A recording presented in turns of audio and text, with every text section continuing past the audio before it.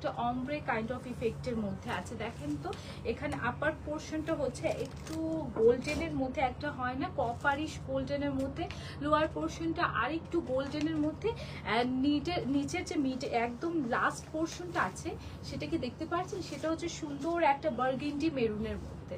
ঠিক আছে আপুরা, এখানে কিন্তু 3টা কালারে আপনারা শেড পেয়ে যাচ্ছেন। অ্যান্ড ফুল শাড়িটা ওয়াও, এগুলো কিন্তু বউরাও পরতে পারবেন, এত সুন্দর।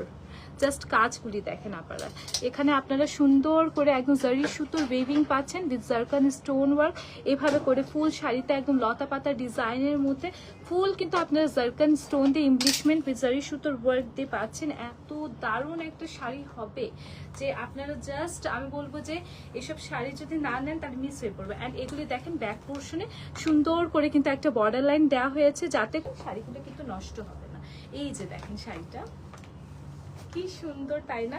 এখানে হচ্ছে 3টা টোন দিয়ে করা হয়েছে। আপার সাইডে হচ্ছে একটু কপারিশ, মিডল পোর্শনটা হচ্ছে একটু লাইট একটা গোল্ডেন, অ্যান্ড লাস্টের দিকে যেটা শেড দিচ্ছে সেটা হচ্ছে একদম ডিপ একটা মারুন বা বার্গেন্ডি টোনের মধ্যে। ঠিক আছে, কুচি পোর্শনগুলোর কাজ দেখেন জাস্ট।